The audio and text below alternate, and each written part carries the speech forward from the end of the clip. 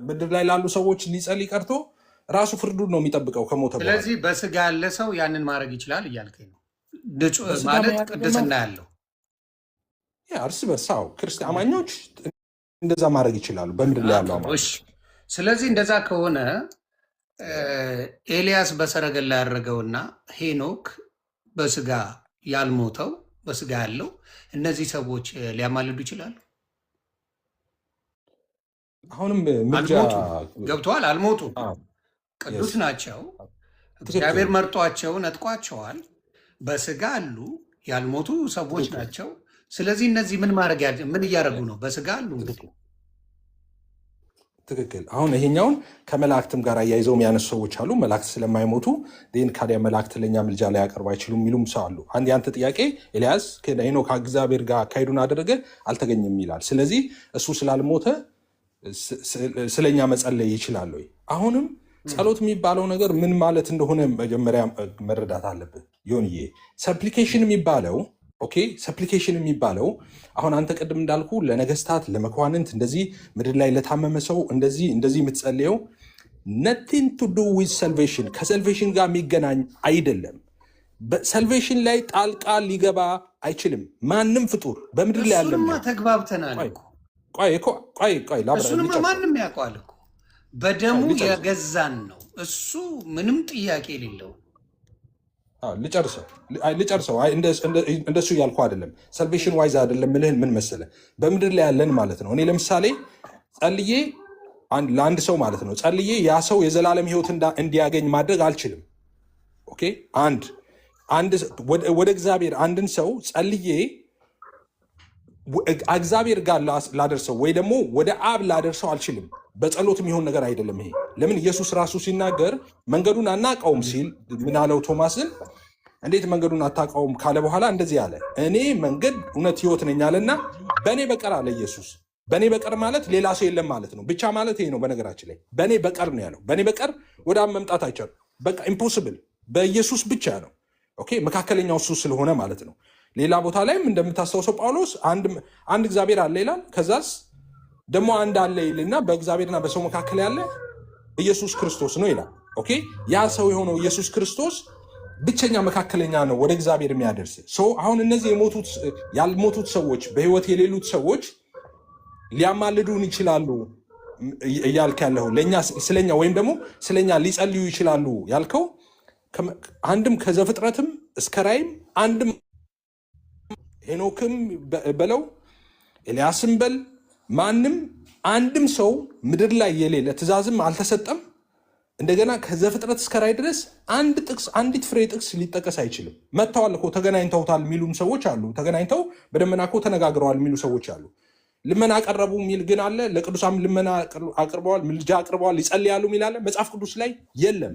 ስለዚህ መጽሐፍ ቅዱስ ላይ በሌለ ሊሆን ይችላል በሚል እንዴት ሰው የዘላለም ተስፋውን ይገምታል?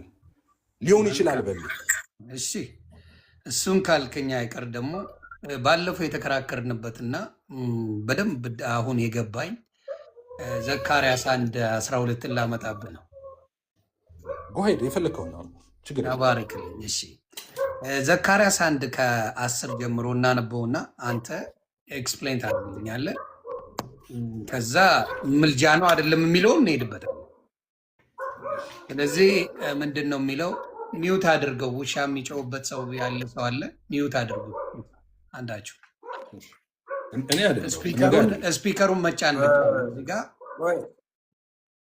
ቀጥተኛ አባት እዚህ ጋ ንኩት። ስፒከሩ ከእንትን ላይ ስለገባሁኝ ጎኑ ላይ እኔ ማድረግ ይችላለሁ። ኖ መውጣት አያስፈልግም። ደይቀው። እሺ፣ ምንድን ነው የሚለው? የትንቢተ ዘካርያስ ምዕራፍ 1 ከቁጥር 10 ጀምሮ በባርሰነት ዛፎች መካከል ቆሞ የነበረው ሰው እነዚህ በምድር ላይ ይመላለሱ ዘንድ በእግዚአብሔር የላካቸው ናቸው ብሎ መለሰ። መላእክቶችን ነው። ከዛ በባርሰነት ዛፎች መካከል ቆሞ የነበረው የእግዚአብሔር መልአክ በምድር ላይ ተመላለስን፣ እነሆም ምድር ሁሉ ዝም ብላ አርፋ ተቀምጣለች ብለው መለሱለት። የእግዚአብሔር መልአክም መልሶ አቤቱ የሰራዊት ጌታ እግዚአብሔር ሆይ፣ አቤቱ መልሶ አቤቱ የሰራዊት ጌታ ሆይ እነዚህ 70 ዓመት የተቆጣቸውን ኢየሩሳሌምና የይሁዳን ከተሞች የማትምራቸው እስከ መቼ ነው አለ። መልአኩ ለእግዚአብሔር ጠየቀ። እግዚአብሔርም መልሶ ከእኔ ጋር ይነጋገር ለነበረው መልአክ በመልካምና በሚያጽናና ቃል ተናገረው ይልና ይቀጥላል። ስለዚህ ይሄን አንተ የምትለው እንዴት ነው? መጀመሪያ መልአኩ በምን አወቀ? ሁለተኛ እንዴት ብሎ እግዚአብሔርን መጠየቅ ቻለ? እግዚአብሔርን መጠየቅ ነው ስለ ሌሎቹ አይደል? ማማለድ ማለት እግዚአብሔር አምላክን ሌሎቹን መጠየቅ ነው። ስለ ሌሎቹ ምሕረት መጠየቅ ነው። ስለ ሌሎቹ ኃጢአት መጠየቅ ነው። ይሄ መልአክ ኤግዛክትሊ ያንን ነገር ጠይቋል። አማላጅ እንዴት ሊባል አልቻለም? አንተ በምትፈልገው አብራራልኝና እኔም እግዚአብሔር ስለገለጠልኝ በደንብ አድርጌ እናብራራለሁ። ቀጥል ኤፍሻ፣ ተባረክ። እሺ፣ በቅድሚያ እዚህ ክፍል ላይ ከምልጃ ጋር ምንም የማይገናኘው ነገር ምንድን ነው? አንደኛ ይሄ መልአክ ተናገረ። እሺ፣ አሁን ሊትራል ወስድ ነው መልአክ የእግዚአብሔር መልአክ ነው ብለን ሊትራል ወስደ ነው። ኦኬ፣ ጠየቀ። ከዛ የተመለሰለት መልስ አለ። የመከራቸውን ጊዜ ያሳጥረዋል። 70 ዓመት አስቀድሞ ነግሯቸው ነበረ። 70 ዓመቱ አልቋል። 70 ዓመቱ ካለቀ በኋላ ለምን ነፃ አልወጡም ብሎ ጥያቄ ጠይቀው አይ ይወጣሉ ብሎ ነገረው። እግዚአብሔር ጥያቄ ጠየቀ፣ ተመለሰለት። ይሄ ምልጃ ከሆነ ሰይጣን እግዚአብሔርን ሲጠይቅ የሆነ ነገር አሳይሃለሁ መጽሐፍ ቅዱስ ውስጥ። ከዛ ሰይጣን ያማልዳል እንላለን ማለት ነው። ሄደ ጥያቄ ነው የጠየቀው። ይሄ መልአክ ሲጠይቅ መልስ ተመለሰለት። የተመለሰለት አንደኛ ለዚህ ህዝቦች ምንም ያሳጠረው ነገር የለም። ያሳጠረው ነገር የለም ሲል ማለት አስቀድሞ 70 ዓመት በዚህ መከራ ውስጥ እንደሚሆኑ ነግሯቸው። አቤት መልአኩ እንዴት አወቀ 70 ዓመት እንደቀጣቸው? በምን አወቀ? ቆይ አንድ ነገር አለ። መልአኩ እኮ ተልኳል። ከማን የተላከው? ከእግዚአብሔር አይደለም እንዴ የተላከው? ትክክል፣ ከእግዚአብሔር ነው የተላከው። እና በምን አወቀ 70 ዓመት መቀጣታቸውን? ምን ማለታቸውን ሲዘግበኝ እንደዛ ካል አሁን ጥያቄ አንተ ምን መሰለህ፣ ለሌላ አድርጌ ልጠይቅ። አሁን ገብርኤልን ሲልከው እንዴት ከመንፈስ ቅዱስ እንደሚወለድ በመንፈስ ቅዱስ አማካኝነት እንደሚወለድ ወዴት መዞር ነው? ቤተሰቦቿ ገባኝ። ወዴት ሳልጨርስ ልትሄድ የፈለከው በዚሁኑ መልስልኝ። ምን መሰለህ፣ እግዚአብሔር አምላክ ልኮታል። እነዚህ ሰዎች በኃጢአት የሚመላለሱ ነው። መልሱን ልመልስልህ ነው። በኃጢአት የሚመላለሱ ናቸው። ይህንን ነገር ደግሞ እግዚአብሔር አምላክ ለ70 ዓመት እንደቀጣቸው ከምን ጋር? ከመልአኩ ጋር ተነጋግረዋል ልበል። እሺ እንቀጥል። ተነጋግረዋል ልበልሽ፣ እንቀጥል። የመጠየቁ ነገርስ እግዚአብሔርን መጠየቅ ለሰዎቹ ብሎ አልጠየቀም? ጠይቋል። ጥያቄውን በደንብ አንብበው፣ በልብ ቀና አንብበው ጥያቄው። እሺ አይደለም፣ አነበዋለሁ። አማልድም ለማለት ይልቅ መጽሐፍ ቅዱስ በሚለው ቃል በቃል በሚለው ማማለድ ማለት ስለሌላው መጠየቅ ነው ተባብለን እኔ እናንተ ተስማምተናል። በመጽሐፍ ቅዱስ ዲያብሎስ ማማለድ ማለት አንተ ያልከው እኮ እንደ ምክንያት እንኳን ያመጣኸው ዲያብሎስን የማናምንበትን እግዚአብሔርን ጠየቀ፣ ስለዚህ ምልጃ ነው ብለህ ልትል የጠየቀ ምልጃ ነው እሱን አርጊመንት ያመጣት። ቆይ ይሁንዬ፣ አሁን የአርጊመንቱ ከዲያብሎስ አይደለማ። አሁን አርጊመንቴን እኮ አልጨረስኩትም ነበር። ዲያብሎስን እኔም አንተም የተረገመ እርኩስ እንደሆነ ለመልካም ነገር እንዳልመጣ እናውቀዋል። ስለዚህ የዲያብሎስ ነገር ጨርሶ እዚህ ውስጥ ሊገባ አይቻልም። እኔ እናንተ የምንነጋገረው በምንድን ነው? ቅዱሳን መላእክቶችና ቅዱሳን ያማልዳሉ ወይስ አያማልዱም በሚል ነው። ስለ ሰው ይጠይቃሉ አይጠይቁም የሚል ነው። ስለዚህ ስለ ሰው ይጠይቃሉ አይጠይቁም በሚለው ላይ ይሄ መልአክ መጥቶ እግዚአብሔር አምላክን ጠየቀ። እግዚአብሔር አምላክን ጠየቀው። እግዚአብሔርም በመልካምና በሚያጽናና ንግግር ተናገረ ይላል። ስለዚህ እነዚህን ሰዎች ደግሞ ሂድና እንዲህ ብለህ ስበካቸው ብሎ መልአኩ ለዘካርያስ ነገረው። ያንን ነገር አደረጉ ነው የሚለው መጽሐፍ ቅዱስ እንደሚለው ማለት ነው። ይሄን ነገር አንተ በምትፈልገው ቋንቋ በደንብ አድርገህ አስረዳኝ፣ ከዲያብሎስ ጋር ሳትሄድ ማለት ነው። ታንክ እሺ ትንሽ ከብጃለሁ፣ ይቅርታ ብራዘር። ችግር የለውም። በዳሪዮስ በሁለተኛው ደምረው ከኔ ጋር ነው። ይሄ ጥቅስ የኔ ነው፣ አትግባ። ደምረው ይህ ጥቅስ እኔ ስለጠየቅኩት እኔ መልስልኝ። እሺ በዳሪዮስ በሁለተኛው ዓመት ሳባጥ የሚባል በ11ኛው ወር በ24ኛው ቀን የእግዚአብሔር ቃል ወደ አዶ ልጅ ወደ አራኪው ወደ ነቢዩ ዘካርያስ እንዲህ ሲል መጣ። እነሆ አንድ ሰው መጋላ ፈረስ ተቀምጦ በሌሊት አየው። እርሱም በሸለቆ ውስጥ ባሉ በባርሰነት ዛፎች መካከል ቆሞ ነበር። በስተኋላውም መጋላና ሐመር አምባላይም ፈረሶች ነበሩ። እኔም ጌታ ሆይ ይላል። አሁን ጌታ ሆይ የሚለው ሰር እንደማለት ነው። ሪስፔክትፉሊ ነው። ኦኬ ጌታ ሆይ የሚለው አንዳንድ ሰዎች በሌላ የሚተረጉሙታል። መጽሐፍ ቅዱስ ውስጥ ጌታዬ በሶስት ይተረጎማል። ሶስት ነው ያለው። እሱም በነገራችን ላይ ጌታዬ የሚለውም ባለፈው ከፕሮፌት ማን ነው ስሙ ጠፋኝ ሚኪ ጋር ስናወራ ኢየሱስ ክርስቶስ ነው ይሄኛው መልአክ ብሎኛል።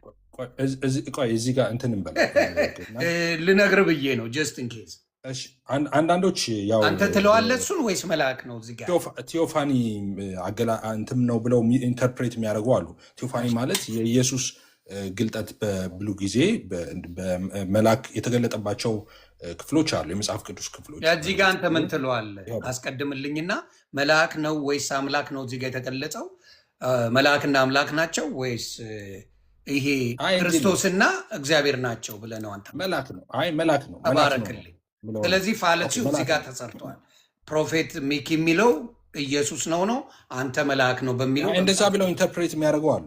አሁን የእሱ ችግር ላይሆን ይችላል። እንደዛ ብለው የሚረዱ አሉ። ሆን ይህንን ነገር ማወቅ ያለብህ ወደ ሌሎቹ ከሜዲ በፊት ማወቅ ያለብህ ተመሳሳይ ፍቺዎች፣ ለምሳሌ ቸርች ፋዘርስ ጭምር ተመሳሳይ ፍቺዎቹን አንዳንዶቹን እንደውም እንደ ኢንተርፕሬት መደረግ እንዳለባቸው ራሱ የሚለያዩበት ቦታ አለ። ለምሳሌ የኦርቶዶክስ ቤተክርስቲያን አንድምታ መጽሐፎች አሏት አይደል? አንድምታ መጽሐፍ ለምን አስፈለገ? አንድ ነገርን አሁን አንድምታ መጽሐፍ አለኝ እኔ ላሳይ ይችላለሁ። አንድ ነገርን 5፣ 6፣ 7 አድርጋ ትተረጉማለች። አንድ ነገር ማለት ምንድን ነው?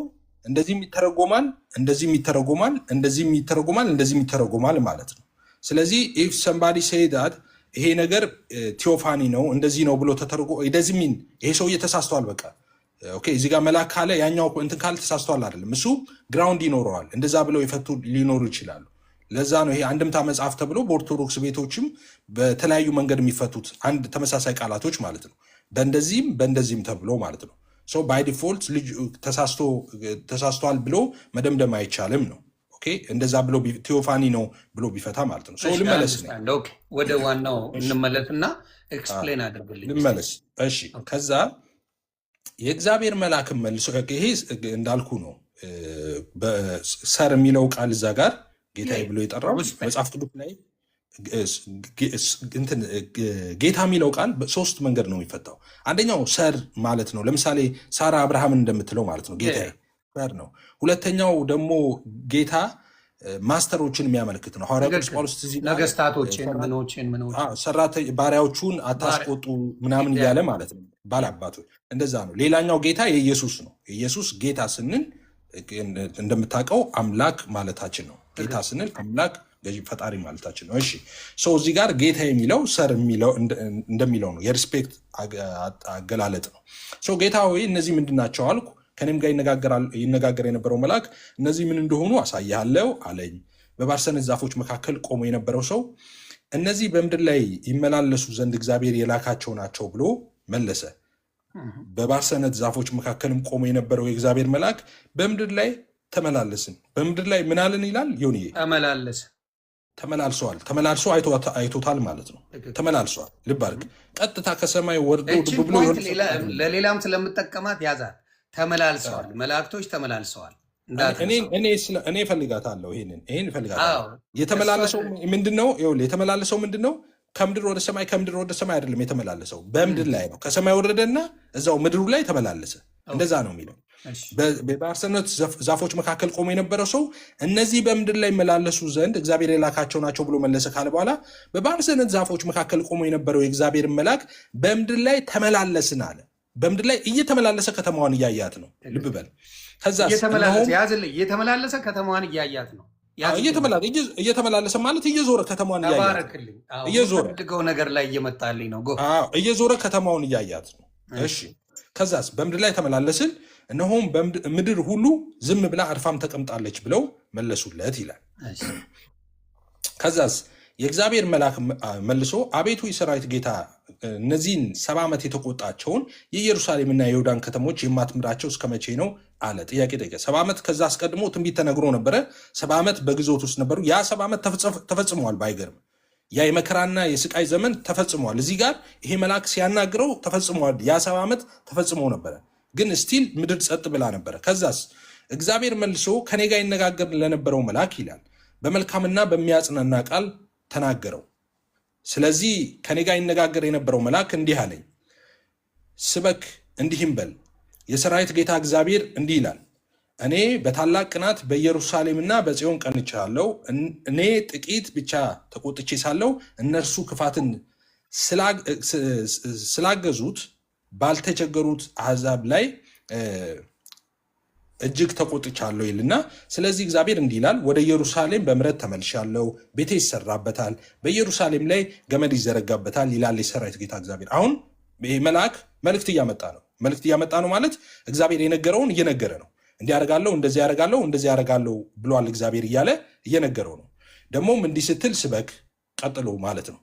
ደግሞም እንዲህ ስትል ስበክ የሰራዊት ጌታ እግዚአብሔር እንዲህ ይላል፣ ከተሞቼ ደግሞ በበጎ ነገር ይረካሉ፣ እግዚአብሔርም ደግሞ ጽዮንን ያጽናናል፣ ኢየሩሳሌምም ደግሞ ይመርጣል። ዓይኖቼን አንስቼ እነሆ 4 ቀንዶችን አየሁ። ከኔ ጋር ይነጋገር የነበረው መልአክ እነዚህ ምንድን ናቸው አልኩት። እርሱም እነዚህ ይሁዳና እስራኤልን ኢየሩሳሌምንም የበተኑ ቀንዶች ናቸው ብሎ መለሰልኝ። ይሄ በነገራችን ላይ እንትን ነው፣ እሺ፣ ቪዥን ነው ዮኒዬ፣ እሺ፣ ራእይ ነው። ኦኬ ሶ መለሰልኝ። እግዚአብሔርም 4 ጠራቢዎችን አሳየኝ እያለ ይቀጥላል። አሁን የኛ የምንፈልገው ከላይ ያለው ስለሆነ ከላይ ያለው ላይ እንሂድ። አሁን እግዚአብሔርን የጠየቀበት ማለት ነው። አሁን መልአኩ ምንድን ነው ያለው? እና አንተ እዚህ ጋር አሁን ምልጃ ነው ብለህ የተረዳኸው ፈጽሞ ለምልጃ ማይሆን ነገር መልአኩ ምንድን ነው ጥያቄ ነው የጠየቀው። ምን ጥያቄ ጠየቀ መሰለ? የሰራዊት ጌታ እግዚአብሔር ሆይ አለና ተመላልሶ አይቷት ምድርን 70 ዓመት የተቆጣቸውን ኢየሩሳሌምና ይሁዳን ከተሞች የማትምራቸው እስከ መቼ ነው አለው ይላል። የማትምራቸው እስከ መቼ ነው አለ። ሶ እግዚአብሔር ደግሞ ምንድን ነው ያለው? ኦኬ እምራቸዋለሁ ብሎ እንግዲህ አቋርጦ ምናምን 70 ዓመት እንትን የሚላቸውን የነበረውን አቋርጦ በ60 ዓመት ላይ ምናምን አይደለም 70 ዓመቱ ተፈጽሞ ስለነበር ነው መልአኩ የጠየቀውም። ከዛ እግዚአብሔር ደግሞ በሚያጽናና ቃል ምን ብሎ መለሰለት? በሚያጽናና ቃል ተናገረው እግዚአብሔር ይልና፣ ስለኔ ከኔ ጋር ይነጋገር የነበረው መልአክ እንደዚህ ያለኝ፣ ስበክ እንዲህም በል የሰራዊት ጌታ እግዚአብሔር እንዲህ ይላል፣ እኔ በታላቅ ቅናት በኢየሩሳሌምና በጽዮን ቀንቻለሁ። እኔ ጥቂት ተቆጥቼ ሳለሁ እነርሱ ክፋትን ስላደረጉ ባልቸገረው አሕዛብ ላይ እጅግ ተቆጥቻለሁ። እንደዚህ አድርጌ ነበር፣ አሁን ግን እንደዚህ ያደርጋለሁ እያለ ነገራው እግዚአብሔር የልቡን ሀሳብ ማለት ነው። ስለዚህ መልአኩ እዚህ ጋር አማለደ ወይ? መልአኩ ተባረክልህ። እዚህ ጋር አላማለደ። ምንድን ነው የኔ ጥያቄ? ማማለድ ማለት መጠየቅ፣ ማማለድ ማለት መጠየቅ። ፍርዶ እግዚአብሔር የሚፈልገው ውሳኔው የማን ነው? እኔ አንድ ጥያቄ ልጠይቃ ልጨርሳታ። ማንኛውም ነገር የማድረግ ፈቃዱ የእግዚአብሔር አምላክ ነው። ይሄ መልአክ ጥያቄውን አቅርቧል ወይስ አላቀረበም? አገኝነት ዳይ ይሄንን ፖይንት ነው መያዝ አለብህ። ምን አድርጓል? ፈቃዱ የእግዚአብሔር ነው። ፈቃዱ የማን ነው? የእግዚአብሔር አምላክ ነው። መልአኩ ግን እነዚህን 70 ዓመት የተቆጣቸውን የማትምራቸው እስከ መቼ ነው ብሎ ጥያቄውን አቅርቧል። ያ ማለት ምልጃ ይባላል እያልኩ ነው ማብራት። አይ ምልጃም ፈጽሞ እንደሱ አይነት የምልጃ ኮንሴፕት በመጽሐፍ ቅዱስ ላይም አይ ቲንክ እኔ ለመጀመሪያም ጊዜ ነው ስሰማ። እንደዛ አይደለም የሚሆን የነበረው። ምልጃ የሚሆን የነበረው መልአኩ ምን ቢል መሰለ? ጌታ ሆይ እነዚህን ሰዎች ማራቸው ቢል ኖሮ ኦኬ፣ እማትምራቸው እስከ መቼ ነው? ቆይ ምልጃ እነዚህን ሰዎች ማራ አምላክ ይጠይቀዋል እንጂ አድርግ ትለዋለህ እንዴ? አምላክ ይጠየቃል። የሚያደርገው እሱ ነው እንጂ እንዲያደርግ ብለህ ታስገድደዋለህ እንዴ? አምላክን ማራቸው ሰው ከልጅሽ ከኢየሱስ ክርስቶስ ዘንድ ይቅርታና ምሕረትን ለምኝልን ስትል ያዘዛችሁ ነው ማለት ነው። ለምኝልን ጥያቄ ማብራራ ኳስችን ኖ ጥያቄ ነው የምጠይቀው። ለምኝልን፣ ከልጅሽ ከወዳጅ ለምኝልን፣ አማልጅን። ጥያቄ ማድረግ የሚችለው ማን ነው? ማድረግ የሚችለው አምላክ እንጂ የእሷ ፍቃድ አይደለም። እሷ የምችለው መጠየቅ ነው። ቅዱሳን የሚችሉ መጠየቅ ብቻ። ማድረግ የሚችለው ነገር አሁን ነው መጠየቅ። አይ ጸሎታችሁንማ አትቀይረው። ሆን መለመን እኮ ነው ለምኝልን ነው እና መጠየቅ ያልከው መጠየቅ አይደለም እንዴ? ቆይ አንዴ በእናት ስለ ደምረው ይህን ነገር እንዲሰጠኝ ለምንልኝ ብልህ ምን ማለት ነው? ጠይቅልኝ ማለት አማልጅኝ ማለት ነው። ለምኝልኝ ካለ ጠይቀው መጠየቅ ግን እንደሱ አይደለም። መጠየቅን ለምን ይለያያል? ዮኒ አሁን ላሳይ፣ ልዩነቱን ላሳይ። ዮኒ ሁለት ሰማይና ምድር ይሆን። አሁን ዮኒ ሰዓት ስንት ሰዓት ነው? ሰዓት አሁን 9:27 እየለመንኩ ነው እየለመንኩ ነው። በጣም ጥሩ። ቆይ ዝም እኔ ነው የተጠየቅኩት፣ ልመልስ። እየለመንኩ ነው እኔ። ሰዓት ጠየቅከኝ፣ ሰዓትን መለስኩልህ። ዳይሬክት ፎርዋርድ ኮስችን። አሁን ስለሌላ ሰው አሁን ለምሳሌ ሰዓት መጠየቅ ልመና ነው አይደለም? ይሄ ልመና አይደለም፣ ጥያቄ ነው። በቃ ስለዚህ መላኩም አለመንም የምትፈልገው ምን አለ? እኔ ባይኖረኝ እኔ ባይኖረኝ ሌላ ሰው ብትጠይቅ ኤግዛክትሊ ተመሳሳይ ነገር ይመልስልሃል። ሰዓቱ ያለው ሰው በሙሉ አንድ አይነት መልስ መመለስ ይችላል። የኔ ነገር ምንድን ነው? አሁን የኔ ምን መሰለህ፣ የመልአኩ ጉዳይ ምን መሰለህ፣ እነዚህን ሰዎች ስፔሲፊክ አድርጎ ነው የጠየቀው። እነዚህ 70 ዓመት የተቆጣሃቸውን አለ። የተቆጣበትን ጊዜ ያውቃል። ለምን? እግዚአብሔር ስላመላለሰው ምድር ላይ ማለት ነው እኮ። ጊዜውን ጠየቀ፣ ተፈጽሟል። 70 ዓመቱ ስለተፈጸመ ለምንድን ነው ማትምራቸው አለ። ኖ መፈጸሙን አንተ እንዴት አወቅ? እኔ መጽሐፍ ቅዱስ ተማሪ ነኝ። 70 ዓመቱ ትንቢቱንም አውቃለሁ፣ መፈጸሙንም አውቃለሁ። እሺ አሳየኝ። መልአኩ ከመጠየቁ በፊት ማብራተር እምራቸዋለሁ ያለበትን አሳየኝ። ለብቻ እምራቸዋለሁ ሳይሆን 70 ዓመት እንደሚቀጣቸው አስቀድሞ ተናግሯል። እሺ 70 ዓመት ቀጣቸው ዘን እምራቸዋለሁ የሚል ነገር አለ እንዴ? ታዲያ 70 ዓመት እቀጣለሁ ካለ ከዛ ከ70 ዓመት በኋላ እግዚአብሔር ቃሉን ታማኝ ነው እኮ ለቃሉ። ከ70 ዓመት በኋላ ማለት ነው ቃሉን ቆይ አንዴ ለቃሉ ታማኝ ነው። ቆይ ዝም ለቃሉ ታማኝ ነው ጌታ። ለቃሉ ታማኝ ነው። ሊቀንስ ሊጨምር አይችልም እግዚአብሔር። የተናገረውን ቃል አያጥፍም። ቃሉን አጥፎ አይረግም። እንግዲህ ና ኢሳያስ 38 አውጣልኝ። ዝም በል ደምረው ስለምችል ትንቢተ ኢሳያስን አውጣልኝ። ማብራዘር 38 ኦኬ። አሁን እኔ ቃል ምገባልህ መጽሐፍ ቅዱስ ከዘፍጥረት እስከ ራዕይ አንድም ቦታ እግዚአብሔር ቃሉን ለውጦ አያውቅም። የተናገረውን እንደዛ አያውቅም። ስሙ ፕሪኮንዲሽን ካስቀመጠ ብቻ ነው የቀየረው። ፕሪኮንዲሽን ካስቀመጠ ብቻ ሪከርድ አድርጉ። ቆይ ልድገመው፣ እንደ ሪከርድ እንዲያደርጉ ልድገመው። እዚህ የምትከታተሉ ሰዎች እኔ ጋር 650 ምናምን ሰዎች አላችሁ። እግዚአብሔር አስቀድሞ ፕሪኮንዲሽን ካላስቀመጠ በስተቀር አንድም ጊዜ ቃሉን ቀይሮ አያውቅም። ለዘላለም አያውቅም። እግዚአብሔር በፍርዱ ትክክል ነው፣ ጻድቅ ፈራጅ ነው፣ ጀስት ነው የሚባለው ለዛ ነው። አንድም ቀን ማለት ነው ቃሉን ቀይሮ አያውቅም። አንለስ ፕሪኮንዲሽን አስቀምጠው ከሆነ ፕሪኮንዲሽን፣ ለምሳሌ ይህን ህዝብ ቀጠዋለሁ ንስሐ ካልገባ ካለ ንስሐ ከገቡ ይቀይራል ሀሳቡ።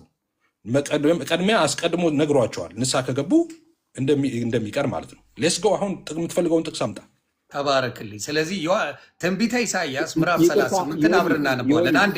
አንዴ እዚያው ጠይቀው እንድትሄድ ነው። እዚያው ላይ አይ ከኔ ጋር ነው። ለአንተ ለራስህ ነው። ገባኝ። ምንም ችግር የለም። ምን ይላል? ከምዕራፍ 38 ከቁጥር 1 ጀምሮ እናነበው። ምን ይል መሰለ? በዚያ ኖሪያ ሕዝቅያስ ለሞት እስኪደርስ ድረስ ታመመ። ነቢዩም የአሞጽ ልጅ ኢሳያስ ወደ እርሱ መጥቶ እግዚአብሔር እንዲህ ይላል አለው። እግዚአብሔር እንዲህ ይላል፣ ትሞታለህ እንጂ በሕይወት አትኖርምና ቤትህን አስተካክል አለው። ትሞታለህና በሕይወት አትኖርም፣ ቤትህን አስተካክል አለው። በቃ ትሞታለህ ብሎታል። ቤትህን አስተካክል ትሞታለህ ብሎታል። ከዛም ሕዝቅያስ ፊቱን ወደ ግድግዳው መልሶ እንዲህ ሲል ወደ እግዚአብሔር ጸለየ። አቤቱ በፊትህ በእውነትና በፍጹም ልብ ከሱ በፊት ምን ማለት ነው? አስረዳኝ። ማለት ነው ምን ማለት ነው? ትሞታለህና ቤትን አሰናዳ ማለት ይሞታል አይደል? ወዲያው እንጨርሰው።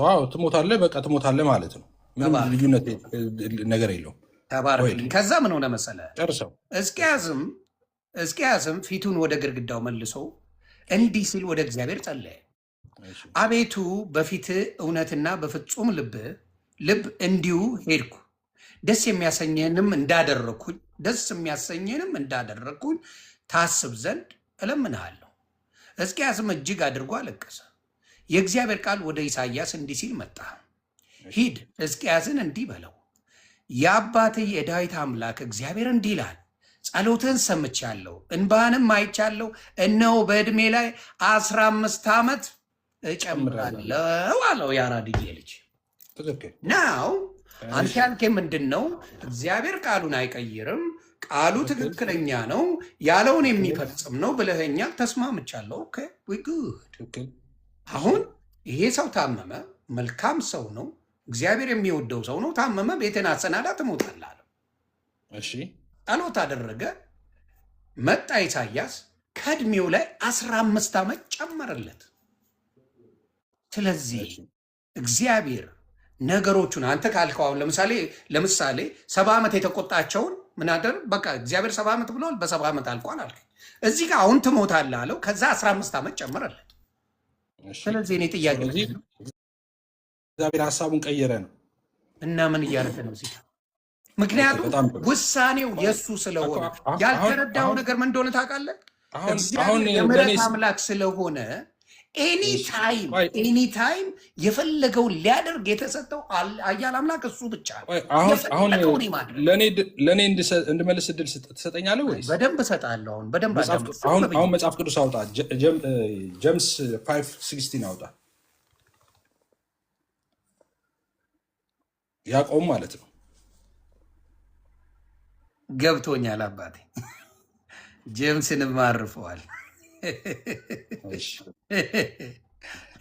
ለአንተ አይደለም ለሰዎቹ ነው። ዮኒ ለሰዎቹ ነው። እሺ 5:16 ነሽ። እሺ ከስንት ጀምሮ ታነበዋለህ መሰለህ? ከ15 አልከኝ። ከ15 ጀምሮ አንብበው። ምን ይላል? ይህን መጀመሪያ ትመልስልኛለህ ወይስ አትመልስም? እየመለስኩ በዚህኛው ነው። እየመለስኩ ነው እንዴ? ወደ ሌላ ሄድኩ መሰለህ እንዴ?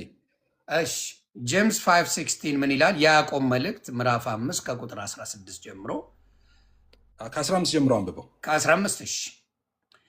የእምነትም ጸሎት ድውዩን ያድናል፣ ጌታም ያስነሳዋል፣ ኃጢአትንም ሰርቶ እንደሆነ ያሰረይለታል። እርስ በርሳችሁ በኃጢአታችሁ ተናዘዙ፣ ትፈወሱም ዘንድ እያንዳንዱ ስለሌላው ይጸልይ። የጻድቅ ሰው ጸሎት በስራዋ እጅግ ታደርጋለች። እጅግ ኃይል ታደርጋለች። በቃ ይህን ነው የምፈልገው። የጻድቅ ሰው ጸሎት ምን ታደርጋለች? እዚህ ጋር የጻድቅ ሰው ጸሎት በስራዋ የጻድቅ ሰው ጸሎት በስራዋ እጅግ ኃይል ታደርጋለች ይላል። ይህን የተናገረው ማን ነው? ያዕቆብ ነው። ኦፍኮርስ ያዕቆብ ነው። እግዚአብሔር ነው አይደለ? ያዕቆብ መልእክት ያዕቆብ መልእክት ነው። ኦፍኮርስ የእግዚአብሔር ቃል ነው።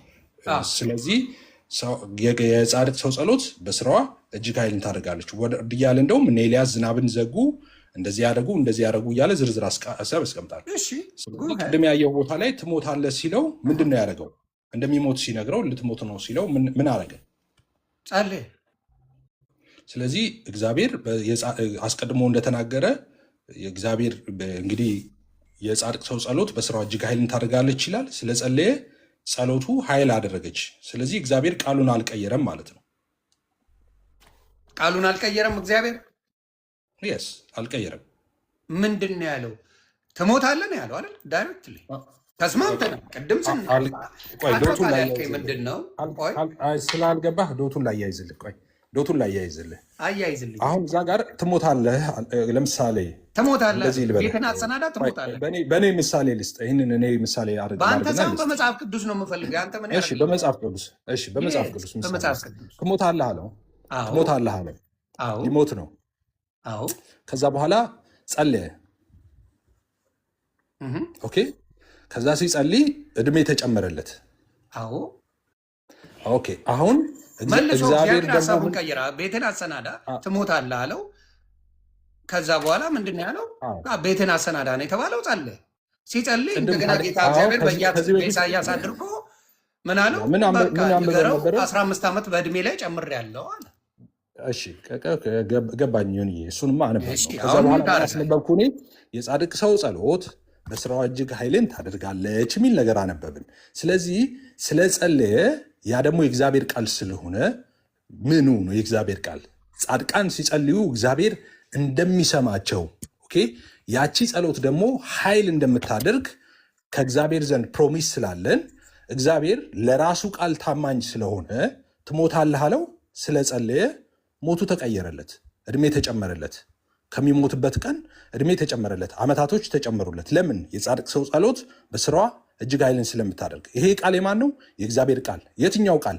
የጻድቅ ሰው ጸሎት በስራዋ እጅግ ኃይልን ታደርጋለች የሚለው።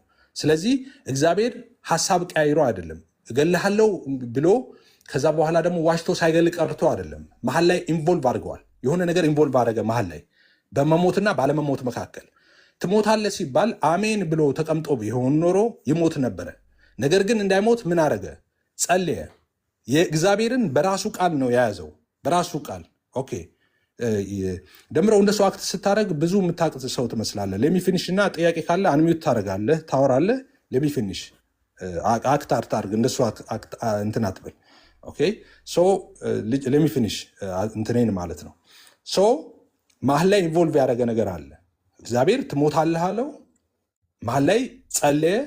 እሺ ሲጸልይ እድሜ ተጨመረለት። ስለዚህ እግዚአብሔር ሐሳቡን የሚቀያየር ሆኖ አይደለም። የእግዚአብሔር ቃል እውነት ነው፣ ትክክል ነው። በፍርዱ መጽሐፍ ቅዱስ እንደሚለው ጀስት የሆነ አምላክ ነው፣ ትክክል ነው፣ ጻድቅ ፈራጅ ነው። እግዚአብሔር ታማኝ የሆነው ለራሱ ቃል ነው። ምን ለሚለው ቃል? የጻድቅ ሰው ጸሎት በስራዋ እጅግ ኃይልን ታደርጋለች። ኦኬ ስለዚህ ጸሎት ኢንቮልቭ ስላደረገ እግዚአብሔር ለራሱ ቃል ታማኝ መሆን ስላለበት ለየትኛው ቃል? የጻድቅ ሰው ጸሎት በስራው ኃይልን ታደርጋለች። ስለጸለየ ያንን ነገር አስቀየረ። እሱ ብቻ ሳይሆን በጣም በርካታዎች እንደ ህዝብ ራሱ በጾም በጸሎት እግዚአብሔርን ሊያመጣባቸው ካለው ቁጣ የተመለሰ ሰዎች አሉ። ይህን አደርግባቸዋለሁ ብሎ ጸልየው ጾም ጸሎት ይዘው የእግዚአብሔርን ፍርድ ያስቀለበሱ ሰዎች አሉ በመጽሐፍ ቅዱስ። ግን መሀል ላይ ምን የሚባል ነገር አለ? ጸሎት። ያ ጸሎት ምን አመጣ? ያንን ነገር ያንን አዋጅ አስቀየረ። እግዚአብሔር ለቃሉ ታማኝ ስለሆነ አስቀድሞ እሱ ራሱ ስለተናገረ የጻድቅ ሰው ጸሎት በስራው ኃይል ስለምታደርግ ያ ነገር ሆነዋል ማለት ነው። ስለዚህ እግዚአብሔር ሐሳቡን የሚቀያይር እዚህ ጋም እዛ ጋር የሚቀያይር አይደለም። ትሞታለህ ብሎ ከዛ አይ በቃ ደግሞ ትቼዋለሁ አትሞትም የሚል አምላክ አይደለም። ትሞታለህ ብሎ ነበረ። ከዛ ምን ሆነ? ሰውየው ከጸለየ እግዚአብሔር የግድ እድሜ ሊሰጠው ይገባል። ለምን? እድሜ ባይሰጠውማ ለቃሉ ታማኝ አይደለም። እግዚአብሔር ቃሉን ቀየረ የሚባለው እድሜ ባይሰጠው ነበር። ለምን? ሰውየው ጸልዮአላ። ጻድቅ ሰው ጸሎት በስራዋ ኃይልን ታደርጋለች ብለዋል። ስለዚህ ኃይል አላረገችም ማለት ነው። እግዚአብሔር ዋሽቶ ነበር ይባላላ። ስለዚህ እግዚአብሔር ለቃሉ ታማኝ መሆኑን ነው የሚያሳየው እንጂ ቃሉን እንዳጠፋ አይደለም የሚያሳየው። ክፍሉ ጨርሻለሁ። ፈገግ ስትሉ ደስ ስትሉ እኔ አንድ ጥያቄ ጠይቅ አባቢ ነው ወይስ ጨርሳል? እሺ ኤፍዬ እዚህ ጋር ዘካርያስ ጥያቄን የጠየቀው ወይስ ምንድን ነው ያደረገው? እንዳይሞት እግዚአብሔርን ለመነው አለ አለ። ይሄ ልመና ጥያቄ ነው? ጥያቄ አይደለም። ይሄ ልመና እንዳይሞት ጸሎት እኮ ነው ያደረገው አይደለም እንዴ? እኮ ጸሎቱ ምንድን ነው? ስጠኝ ነው ወይስ አትግደለኝ ነው? እኮ አትግደለኝ ነው ወይስ ስጠኝ ነው? ጸሎት ነው። እሺ ጸሎት እሺ። እዚህ ጋር መጠየቅ አይደለም። እኔ ስላዳመጥኩት እኔ ጸሎት ነው። ጥቅሱን በደንብ ስለማውቀው እኔ ብጠይቀው ይሻላል። ገባኝ። አይ ልጨርሳ። ጸሎት ነው ከተባለ ይሄኛው ጸሎት ነው ጸሎት አይደለም። ትንቢተ ዘካርያስ ላይ እሱ ያለው ለምሳሌ ግን ትንቢተ ዘካርያስ ምዕራፍ 1 ቁጥር 12 እና ቁጥር 16 እስቲ አገናኛቸው። 12ና 16 ራስ አንብበ 12ን አንብበ ከዛ 16ን አንብበው እስቲ። አይ እንዳልኩት አሁን ወደዛ መመለስ አልፈልግም። እንዳልኩት እዛ ጋር በአጠቃላይ ምንድነው ትንቢተ ዘካርያስ ላይ እግዚአብሔር 70 ዓመት ፈርዶባቸው ነበር። 70 ዓመቱ ተፈጽሟል። እዚህ ጋር ተፈጽሞም ግን ምድሪቷ ጸጥ ብላለች፣ ረጭ ብላለች። የመጽናናትና የመጎብኘት ዓመቱ አልመጣም፣ ተፈጽሟል ኦልሬዲ። እና መቼ ነው ይሄ ነገር የሚቀጥለው ብሎ ጠየቀ መልአኩ። አይ በሚያጽናና ቃል ተናገረው። አሁን እመለሳለሁ፣ እሰራታለሁ፣ እንደዚህ ብሎ ተናገረው። ተናገረውን እንዲህ ብለህ ንገራቸው አለ። አንዴ ደሜ ዝም በል። መቼ ነው የሚቀጥለው አላለም። እስከ መቼ ነው የማትምራቸው? ማትምራቸው ትክክል። እስከ መቼ ነው ማትምራቸው ካለ 70 ዓመት መሆኑን ይኸውልህ፣ 70 ዓመት የፈረድክባቸውን እስከ መቼ ነው የማትምራቸው ካለ ምን አለ ማለት ነው? ቀጣይ ነገር አለው ማለት ነው አይደለም? ነው ቀጣይ ነገር አለው ወይስ 70 ዓመት ምን ማለት ነው? ቆይ 70 ዓመት ነው ብለኛል። ዲሳይድ አድርጓል፣ ጊዜያቸውን ጨርሰዋል ብለኛል። እዚህ ጋር ደግሞ መጽሐፍ ቅዱስ እንደሚናገረው ምንድን ነው 70 ዓመት የተቆጣቸውን እስከ መቼ ነው ማትምራቸው? የሚቀጥል ነገር እንጂ የተማሩ ከሆነም አለቀ እኮ እዝዳን ምንም ጥያቄ የማያስፈልገው ፍርዳቸውን ተቀብለዋል። ምን ያልኩትን እየሰማኸኝ አልመሰለኝም። በደንብ ነው የሰማው። በደንብ ነው የሰማው። አሁን ያልኩትን አልሰማኸኝም። እሺ ጎሄድ የቅድሙን ያልከው 70 ዓመት የተቆጣቸውን እስከ መቼ ነው የማትምራቸው ካለው 70 ዓመት ሞልቷል። ከዛ በኋላም ሊቀጣቸው ነው ማለት ነው። የሚቀጣቸውንም ሪዝን እግዚአብሔር አምላክ ይናገራል። ምን ብሎ ይናገራል? ላንብብልህ ምን ብሎ እንደሚናገር አንዴ ላንብበው። እኔ በትንሹ ተቆጥቼ ሳለው እነሱ ግን ብሎ ነው የሚቀጥለው። ላሳየ ትንቢተ ዘካርያስ ምዕራፍ 1 ከቁጥር ከ12 ቀጥሎ ይሄዳለሁ። ምን ይላል? ቆይ ይኸውልህ ምን ይላል? 15 ጋር እንሂድ። እኔ ይላል ጥቂት ብቻ ተቆጥቼ ሳለው ይላል ያላቆመበት ምክንያት እግዚአብሔር አሁንም እየቀጣቸው ነው። 70 ዓመት ቀጥቶ እንደገና ሊቀጣ እየቀጠለ ነው። እንዴት በለኝ። እኔ ጥቂት ብቻ ተቆጥቼ ሳለው እነርሱ ክፋትን ስላገዙት ባልተቸገሩት አሕዛብ ላይ እጅግ ተቆጥቻለሁ። አሁንም ሊጨምር ነው ጌታ እግዚአብሔር አምላክ ሊጨምር ነው፣ የሚጨምር ነው። ስለዚህ ምን አደረገ? እኔ ጥቂት ብቻ ተቆጥቼ ሳለው እነርሱ ክፋትን ስላገዙት ባልተቸገሩት አሕዛብ ላይ እጅግ ተቆጥቻለሁ። ስለዚህ እግዚአብሔር እንዲህ ይላል አለ። ተቆጥቻለሁ ነው ያለው። ተቆጥቷል፣ አላቆመም፣ ተቆጥቷል። ከዛ ምን አለ? ስለዚህ እግዚአብሔር አምላክ እንዲህ ይላል፣ ወደ ኢየሩሳሌም በምህረት ተመልሻለሁ በምህረት ቤት ይሰራባታል፣ በኢየሩሳሌም ላይ ገመድ ይዘረጋባታል ይላል የሰራዊት ጌታ እግዚአብሔር። ደግሞም እንዲህ ስትል ስበክ አለ። ስበክ ነው ያለው። ምን ብሎ? የሰራዊት ጌታ እግዚአብሔር እንዲህ ይላል፣ ከተሞቼ ደግሞ በበጎ ነገር ይረካሉ። እግዚአብሔር ደግሞ ጽዮንን ያጽናናል፣ ኢየሩሳሌምም ደግሞ ይመርጣል አለ። ማን በጠየቀው? መልአኩ በጠየቀው ምክንያት። መልአኩ ስለጠየቀው ቁጣውን ምን አድርጎታል? አንስቶታል። ማ? እግዚአብሔር አምላክ። ይሄ ነው የሚለው መጽሐፍ ቅዱስ።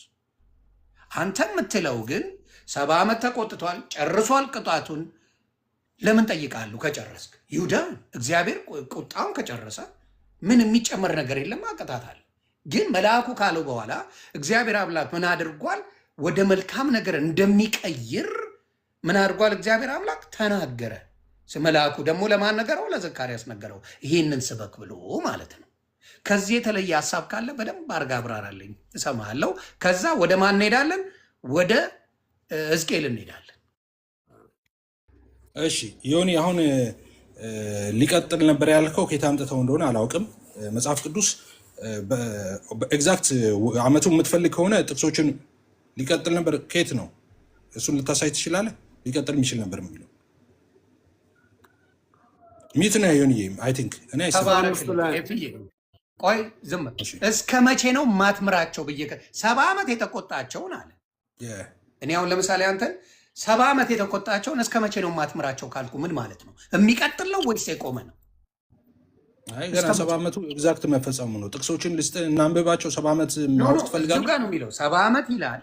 ይኸውልህ ነው 70 ዓመት እግዚአብሔር አስቀድሞ የተናገረው 70 ዓመት እንደሆነ ጥቅሶችን ትፈልጋለህ? ልስጥህ እና 70 ዓመቱ ኤግዛክት መፈጸሙ መሆኑን ማወቅ የምትፈልግ ከሆነ ጥቅሶችን ልስጥህ። ይኸውልህ እዚህ ጋር በሚለው እየተነጋገርን ነው አይደለም? አብሯል። እሺ እዚህ ጋር በሚለው አንተም ካልከኝ ሰምቻለሁ በደንብ አድርጌ 70 ዓመት ብሎ ተፈጽሟል ነው ያልከኝ አንተ አይደለ? እንደዚህ አንድ ጊዜ ዮኒ ትንቢተ ኤርሚያስን አንድ ጊዜ ያወጣልኝ እና ጥቅሶችን እዚህ ጋር ባለው እንነጋገርና ወደ ኤርሚያስ እንሄዳለን። ኖ እኮ ይህንን ላሳየህ እኮ ነው።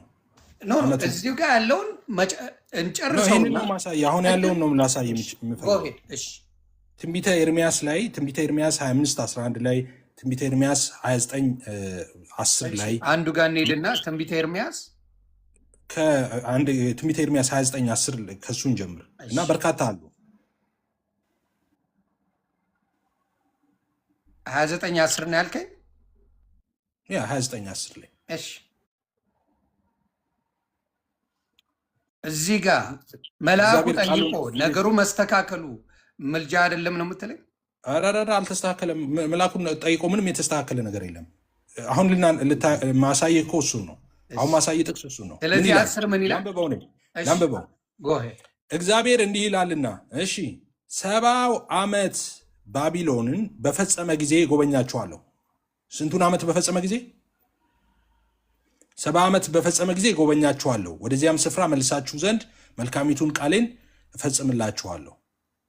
ኦኬ እናንተም ማስባትን ሐሳብ አውቃለሁ፣ ፍጻሜና ተስፋ ሰጣችሁ ዘንድ የሰላም ሐሳብ ነው እንጂ የክፉ አይደለም ይላል። 70 ዓመቱ በተፈጸመ ጊዜ አየህ፣ አስቀድሞ ተናግረዋል። 70 ዓመቱ ሲፈጸም መልካም ጊዜ እንደሚመጣ የሰላም ሐሳብ እንዳለው ኦኬ የመከራቸው ፍጻሜ እንደሆነ አስቀድሞ ተናግረዋል። እዚህም ሄደህ ማየት ትችላለህ። ከዛ በኋላ 70ኛው ዓመት በተፈጸመ ጊዜ የባቢሎንን ንጉሳውያንን እያለ ህዝቡን ስለ ኃጢአታቸው ቀጣለው እያለ ሪቬንጅ እንደሚያደርግ በጠላቶቻቸው ላይ የሚናገርበትን ትንቢተ ኤርምያስ 25:11 ማየት ትችላለህ። መልአኩ 2 ሰከንድ አላስቀነሰም አላስጨመረም። እግዚአብሔር በተናገረው በዚያን ጊዜ ጎበኛቸው። መላእክቱ ጊዜው ተፈጽሞ ስለነበረ እስከ መቼ ነው ማትምራቸው ሲል ጊዜው ስለደረሰ እግዚአብሔር በሚያጽናና ቃል ተናግሮታል። አስቀድሞ ጎበኛቸዋለሁ እንዳለ አስቀድሞ እንደተናገረ ልክ እንደዛ ከ70 ዓመት በኋላ ጎብኝቷቸዋል። መልአኩ ምንም አላማለደም። ያስቀነሰውም ያስጨመረውም ቀን የለም። ጠየቀ፣ ተነገረው ነው። እንደዛ ነው። ተባረክልኝ። እንደዛ ካልከኝ ኢሳያስ ጋር ሲሆን ግን ያንተን ሀሳብ መስማማት አለብኝ አይደለ? እዚህ ጋር አልጨመረም አልቀነሰም አልከኝ። ተስማማው። ልስማማ፣ ለአንተ ደስ ይበል፣ ልስማማ። ልክ ትንቢተ ኢሳያስ ምዕራፍ 38 ላይ አሁኑኑ ዛሬው ትሞታለህ ቤትህን አሰናዳ እያለው ትሞታለህ ቤትህን አሰናዳ እያለው በእሱ ላይ 15 ዓመት ሲጨምር ግን ኖ ይሄ ደግሞ እግዚአብሔር ጻድቆች ሲጸልዩ ነገራቸውን ይቀይርላቸዋል ትለኛለህ።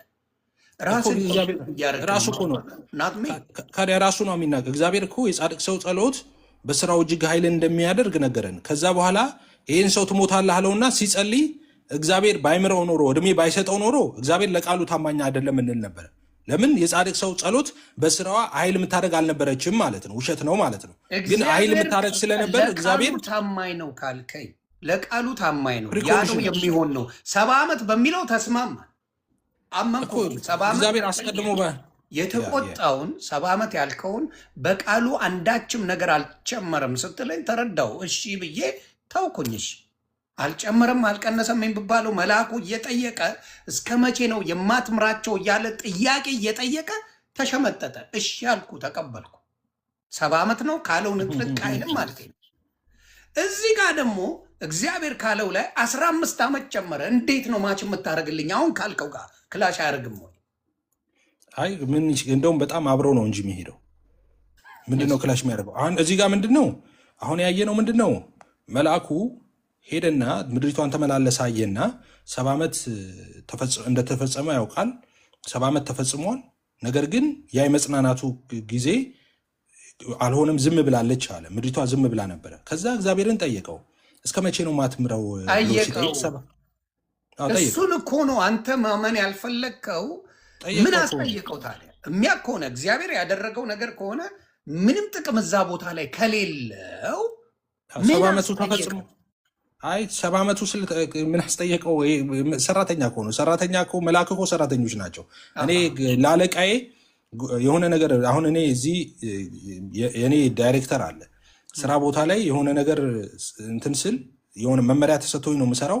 ስራውን ሰርቼ የሆነ ነገር ግራ የገባኝ ነገር ካለ አለቃዬ ጋር ደውዬ እጠይቃለሁ። ይሄ ነገር እንዴት ላድርገው? መላእክቶች ከሰዎች ይጠይቃሉ እያልከኝ ነው? ከሰው አይደለም የጠየቀው። ኧረ እግዚአብሔርን ነው የጠየቀው። ሰውን እኮ አይደለም እግዚአብሔርን ነው የጠየቀው። ስለዚህ መላእክቶች እግዚአብሔርን የጠየቀበት ምክንያት ምንድን ነው? እዚህ ጋ ያሉ ሰዎች ተቸግረው ወይስ አይደሉም? መልአኩ ራሱ ግራ ገባው። 70 ዓመት ተፈጽመዋል። የጉብኝታቸው ጊዜ ግን አልመጣም። ስለዚህ ጠየቀው። ግራ ገባዋል። 70 ዓመት ተፈጽሞ ምድሪቷ እንዳልተጎበኘች ሲያይ ግራ ገብቶት እስከ መቼ ነው ግራ ባይገባው አይጠይቅም ነበር እኮ እና እስከ መቼ ነው ማትምራቸው አለው። ስለዚህ እግዚአብሔር የመለሰው መልስ ምንድን ነው? በመልካምና ነው የሚለው። አንተ ካልከው ይቀየራል። በመልካምና በሚያጽናና ሁላችንንም እዚህ ቦታ ላይ እዚህ ቦታ ላይ እግዚአብሔር ራሱ ለመልአኩ የነገረው ንግግር ራሱ አንተን ሊገዛ ይገባ ነበር። ምንድን ነው ያለው? ምን ብሎ ይግዛኝ? ምን ብሎ ይግዛኝ? በመልካምና በሚያጽናና ንግግር ተናግረው ይላል። በመልካምና በሚያጽናና ንግግር መላእክቱን ተናገረው ነው የሚለው። ግራ ስለተጋባ አይደለም። ስለዚህ ከተናገረው በኋላ ያለው ነገር ምንድን ነው? የምህረት ነገር ነው የተደረገው። ኧረ እግዚአብሔር ምሕረት መላኩን ሰምቶ ምሕረት አላ አስቀድሞ እንዴ ትንቢቱን እየነገርኩ እግዚአብሔር ከ70 ዓመት በኋላ ጎበኛለሁ ብሎ አስቀድሞ ተናግሯል እኮ እንዴ። መልካሙቱን ቃሌን ከ70 ዓመት በኋላ እፈጽምላቸዋለሁ ብሎ ሌላ ጥቅስ ስለሄድክልኝ እኔም ደግሞ ሌላ ጥቅስ ውስጥ ልሄድልህ ማብራታ ሌላ ጥቅስ ላይ ሄድና የማቴዎስ ወንጌል ቆይ አንዴ አንተም ሌላ ቦታ ሄደለ ከዚያ ያለ ያመጣው የሌሎቻችሁ ሚውት ላደርገው ነው። በጣም ድምጻችሁ ይረብሻል። ለምን ሌሎቹ እንዳላረጉት እንትን ብሎኛል። የማቴዎስ ወንጌል ምዕራፍ 18 ቁጥር 10ን አውጥተን እናንባው። 18:10 እሺ 18:10 ከነዚህ ከታናናሾቹ አንዱን እንዳትንቁ ተጠንቀቁ፣ መላእክቶቻቸው በሰማያት ዘወትር በሰማያት ያለውን የአባቴን ፊት ያሉ እላችኋለሁና የሰው ልጅ የጠፋውን ለማዳን መጥቷልና ምን ይመስላችኋል እያለ ይናገራል። ምን በጣም ጥሩ። ከነዚህ ከተናናሾቹ አንዱን እንዳትንቁ ተጠንቀቁ። እሺ መላእክቶቻቸው በሰማያት ዘወትር በሰማያት ያለውን የአባቴን ፊት ያያሉ እላችኋለሁና የሰው ልጅ የጠፋው ለማዳን መጥቷልና ይላል። ስለዚህ ከተናናሾቹ አንዱን እንዳትንቁ ተጠንቀቁ እየተባለ አንተ እዚህ ጋር ግራ ገብቶታል መልአክ እያልክ ነው። መልአክ እዚህ ጋር ምን ማድረግ እንደሚችል እያየ ነው አይደለ? ግራ ገብቶታል። መላእክት እኛ ያው ምንለው ነገር አለ። ኮሚኒኬብል እና ኢንኮሚኒኬብል የሚባሉ የጋድ አትሪቢዩትስ አሉ እና እግዚአብሔር የሚያጋራና የማያጋራቸው ባህሪያቶቹ ማለት ነው። ለምሳሌ በአንድ ጊዜ በሁሉም ስፍራ መገኘት፣ ይሄ የእግዚአብሔር ብቻ ነው። ሁሉን አዋቂነት የእግዚአብሔር ብቻ ነው። ኦኬ ሁሉን ቻይነት፣ ኤልሻዳይነት እንደዚህ ምንላቸው ቦታ መገኘት አሁን ለምሳሌ ልንገርህ። አሁን ለምሳሌ አንተ ባለፈው ስንነጋገር ታስታውሳለህ። እኔ አሁን ብዙ እያነበብኩም ስለሆነ ስለተረዳው ነው። ባለፈው አሁን ለምሳሌ ብዙ ሀገራቶች አይቻለሁ ብለሃል። እነሱን ሀገራቶች ታውቃቸዋለህ? በተወሰነ መልኩ ስለሄድክባቸው ታውቃለህ ብዬ አስባለሁ። እኔ ሆሊዴይ ስለሆነ የሚሄደው ገባ ወጣ ነው የምለው። ብዙ አልቆይም። 1 ሳምንት 2 ሳምንት ነው የምቆየው። መላእክቶች ምድር ላይ ምን ያህል ተመላልሰው ያውቃሉ ብለህ ታስባለህ? አይ እኔ ድሮን ልኬ አላየኋቸውም፣ ቀርጬ አላየኋቸውም። አይ ቀርጬ ባታይም ለዚህ ያህል ዘመናት ሲኖሩ መላእኮች እግዚአብሔር አምላክ ለብዙ ሰዎች በጸሎታቸው እየደረሰ ምድር ላይ ይመላለሳሉ አይደለ? በተላኩ ጊዜ ከጌታ ወደ ምድር እንግዲህ ታውዘንድስ ኦፍ ይርስ መላእክቶች ተመላልሰዋል ምድር ላይ። ትክክል። አሁንም አሉ በአካባቢያችን። በጣም ጥሩ። ስለዚህ ምድርን ያውቋታል ወይስ አያውቋትም? ምድርን ምን ያህል ሊያውቋት እንደሚችሉ አላውቅም። መልአክ ሆኜ ስለማላውቅ አላውቅም። ይሁን መልአክ ሆኜ ሳይሆን አሁን ለምሳሌ አሜሪካን ሀገር እኔ የዞርኩባቸው ቦታዎችና የኖርኩባቸው ቦታዎች አሉ። እኔም አንተም ባለፈው ስናወራ አሁን ከሀሳብን ካልቀየርክ በስተቀር እኔም እኮ ላውቀው እችላለሁ። የሆነ ሀገር ከተመላለስኩኝ ያን ሀገር ላውቀው እችላለሁ ብለህ አካባቢውን ነበር አይደለ? የሆነ ስለዚህ መላእክቶች ምድር ላይ ከተመላለሱ ምድርን በደንብ አድርገው ያውቋታል ማለት ነው። እኔ አሁን ምድርን በደንብ ያውቋታል። ሶሪ ቱ ሴይ ዚስ ግን ይህን ቦታ ያውቁታል። አሜሪካንን፣ ጃፓንን በደንብ ያውቁታል። አላውቅም። እኔ መልአክ ሆኜ ስለማላውቅ አላውቅም። ማውቀው ነገር አንድ ማውቀው ምንድን ነው በግልጽ እንግዲህ የሚታወቀው በክርስትናው ዓለምም ይሄ ኦብቪየስ ነው፣ የታመነ ነው። ኦምኒ ፕሬዘንት የሚባለው በአንድ ጊዜ በሁሉም ስፍራ የሚገኘው እግዚአብሔር ብቻ ነው። ማንም ከእግዚአብሔር ውጭ በአንድ ጊዜ በሁሉም ስፍራ ሊገኝ የሚችል የለም። ይሄ ጋድ አትሪቢዩትስ የሚባሉት ናቸው። በተለይ ስለደመደምከው ለምን መሰለ፣ እግዚአብሔር ስልጣኑን ሲሰጥ ብዙ ነገር ማየት ትችላለህ። ለምሳሌ ይህንን አይሰጥም። ሁሉን አዋቂነት፣ ሁሉን ቻይነትና በአንድ ጊዜ በሁሉም ስፍራ መገኘትን የሚያጋራው አይደለም። የሚያጋራውና ማያጋራው ባህሪያት አሉ። ይህን እንዴት ነው ያጋራናቸው ባህሪያት አሉ። በጣም ጥሩ። በእንግሊዝኛውም በዕብራይስጥኛውም በፈለግከው ቋንቋ አንብልኝ። ዮሐንስ ራእይ ምዕራፍ 18 ቁጥር 1 አንብብልኝ። ዮሐንስ ራእይ ቁጥር ስንት? ምዕራፍ 18 ቁጥር 1። ኦኬ። ከዚህ በኋላ ታላቅ ስልጣን ያለው ሌላ መልአክ ከሰማይ ሲወርድ አየሁ፣ ከክብሩም የተነሳ ምድር በራች ይላል። በብርቱ ድምፅ ታላቅ ባቢሎን ወደቀች። ከክብሩ የተነሳ ምድር በራች። ምድር በራች ሲል በእንግሊዝኛው አንብበው ላለመሳሳት ማለት ነው። ከክብሩ የተነሳ ያ መልአክ ክብር ስላለው ከክብሩ የተነሳ ምድር በራች ነው የሚለው። ስለዚህ መልአክ ክብሩ ከባድ ስለሆነ ማለት ነው አይደለም? እየተሳሳትኩ ነው? ከክብሩ የተነሳ ምድር በራች። የመላክ ክብር እንትን ነው አላልኩም እኮ ትንሽ ነው እኮ አላልኩም። አይ ግራ ተጋባው ብለህ ስትለኝ እኮ መልአክ ግራ የሚጋባ ሳይሆን ትክክለኛ የእግዚአብሔርን ነገር የተነገረውን የሚያቅ ነው። ግራ የሚጋባ መልአክ ስለሌለ ነው። ሁሉን አዋቂ መልአክ ሁሉን አያውቅም። ኢን ሴንስ ምን ማለት ነው? መልአክ ሁሉን ያውቃል ሳይሆን ሁሉን የማወቅማ ስልጣን ያለው እግዚአብሔር አምላክ ነው። ያንን ስልጣን ግን ለሰዎች በተለያየ መንገድ ሲሰጥ አይተናል፣ ሲባርክ አይተናል። ሰዎች በጸጋ ተሞልተው ግራ የሚያጋባ ነገር ሲያደርጉ አይተናል። የሞተው አጥንት የኤልሳ የሆነ ቦታ ላይ የት ነው ላነበው ይችላል። አጥንቱ የሞተው የሬሳው አጥንት ብድግ ሲያደርገው ሌላውን አይተናል። የሌላ የሞተን አጥንት ሲያስነሳ አይተናል። ኮንፊውዝ ነው። ስለዚህ የሚሰጠው በረከት የእግዚአብሔር አምላክ በአንተ ላይ በጸጋ ሲሞላ የሚሰጥ ነገር ሊሚትለስ ነው የሚሆነው። ብዙ ነገር ይሰጣል እግዚአብሔር አምላክ። ለምን? ቸር ስለሆነ። ከሱ በለጥክ ማለት ነው አይደለም። የሰጠ ማን ነው ስትባል እግዚአብሔር ሰጠኝ ነው የምትለው። መልአኩ ሲሰጠው ምድር የበራችው እኮ የእግዚአብሔር መልአክ ስለሆነ ነው። የእግዚአብሔር መልአክ ስለሆነ ከክብሩ የተነሳ ምድር በራች ነው ያለው። ለምን? የእግዚአብሔርን ክብር ነው የሚገልጸው። የእግዚአብሔርን ክብር የሚገልጹ በሙሉ ያበራሉ፣ ይደምቃሉ፣ ትልቅ ይሆናሉ። ስለዚህ ይህን ነው በማስተዋል መናገር ያለብን ማለት ነው። ስለዚህ ቅድም ስንነጋገር ወደ ጥያቄ ስመጣ ከቅድሙ ጋር ጠየቀው ነው የሚለው። እነዚህን የማትምራቸው እስከ መቼ 70 ዓመት እንደተቀጡ ያውቃል። ምናልባት ያውቃል ልትል ትችላለህ አንተም። ያውቃል እግዚአብሔር 70 ዓመት ቀጧቸዋል ብለሃል።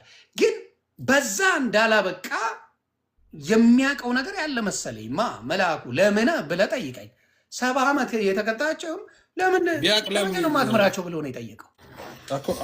አንድ እሱ ነው። ከዛ በኋላ ያልከኝ ደግሞ ሁሉን እኮ ስለማያውቅ ነው እኮ የጠየቀው እኮ እግዚአብሔር መቼ ስለማያውቅ ሳይሆን ልንገርህ አባቴ፣ ስለማያውቅ ሳይሆን ስልጣኑ የእግዚአብሔር ስለሆነ ነው። ስለዚህ መልአክ ሁሉን ያውቃል። አለመማር የሚችለው በእግዚአብሔር ፍቃድ እንጂ በመልአኩ ፍቃድ እንዳልሆነ ስለሚያውቅ ነው የጠየቀው እኮ። እኔ እኮ አሁን እያልኩ ያለሁት አሁን ወደ መልአክ ክብር ምናምን ተቀላቀለ እንጂ አንደኛ እኔ እያልኩ ያለሁት አርግመንታችንን አሁን ሰብሰብ ስናደርገው ራፓፕ ስናደርገው መልአኩ እዛ ጋር ምንም አይነት ምልጃ አላደረገም። ጥያቄ ጠይቀዋል። ከዛ እግዚአብሔር በሚያጽናና ቃል ተናገረው ይላል። የጠየቀውም ጥያቄ ምንድነው? 70 ዓመት የተቆጣቸውን እስከ መቼ ነው ማትምራቸው አለው። ምክንያቱም 70 ዓመቱ ተፈጽሟል። እግዚአብሔር አስቀድሞ ተናግሯል። አስቀድሞ መናገር ብቻ አይደለም፣ 70 ዓመት እንደሚቀጡ ሳይሆን ከ70 ዓመት በኋላ ደግሞ ነፃ እንደሚወጡ አስቀድሞ እግዚአብሔር በትንቢት ተናግሯል። ቅድም አይተናል። እሱ እግዚአብሔር የተናገረውን ልክ እንደተናገረ እንደዛ ነው ያደረገው። ስለዚህ መልአኩ እዛ ጋር እስከ መቼ ነው ሲለው በሚያጽናና ቃል ተናገረው፣ እንደሚጎበኛቸው ተናገረው። ዓመተ ምሕረቱ ተፈጽሞ ስለነበር ማለት ነው። እግዚአብሔር እንደ ቃሉ ደግሞ ጎበኛቸው። ስለዚህ አሁን እዛ ጋር መልአክ ምንም አይነት የምልጃ ስራ አላደረገም። መልአክ በነገራችን ላይ ከእግዚአብሔር ወደ ሰው ነው እንጂ ከሰው ወደ እግዚአብሔር አይደለም። መላእክቶች ከሰው ወደ እግዚአብሔር ይዘው መልእክት ሄደው አያውቁ። መላእክቶች ከእግዚአብሔር ወደ ሰው ነው የሚያመጡት። የእግዚአብሔር መልእክተኞች ናቸው። እግዚአብሔር የላካቸውን አድርጎ ያላቸውን ነገር ያደርጋሉ፣ ይመጣሉ። ስልጣን አላቸው ወይ? ትቀልዳለህ እንዴ? መልአክ ቀርቶ እኔ እናንተ እንኳን እኮ በጌታ የሆንን ሁላችን ስልጣን ተሰጥቶናል። በጠላት ኃይል ሁሉ ላይ ስልጣን ሰጥቻቸዋለሁ ነው ያለው ኢየሱስ። ስለዚህ ስልጣናቸው ግን ገደብ አለው ነው። የሚያደርጉት አለ፣ ማያደርጉት ደግሞ አለ ነው። ተባረክልኝ። ስለዚህ እኔ ጋር ምን አለ እዚህ ጋር ስለ መላእክቶች ያለውን ነገር የምጨምርልህ ነገር አለ። ያንን ካልገኝ ወደ ትንቢተ ዳንኤል ምዕራፍ 10 ልንሄድ ነው። ማብራታ ትንቢተ ዳንኤል ምዕራፍ 10። እሺ ማን ነው ጥቅስ እንደዚህ እያከታተለ የሚልክልህ? ግን ጌታ ኢየሱስ ምስክሬ። ዮኒ ማኛ ማንበብ በጣም 8 ወር ሲያነብ ነው የኖረው። በጣም ማንበብ እንደጀመርክ በጣም አውቄያለሁ እንጂ ጌታ ኢየሱስ ምስክሬ። አንድ ሰው አንድ ጥቅስ አላክልኝም። ይኸው እሺ ጎሄድ። ስለዚህ ትንቢተ ስለ መላእኮች ብዙ ስላነበብኩ ስለ ቅዱሳን ብዙ ስላነበብኩ ከዛ የተነሳ ነው ይሄን ነገር ብነግርህ።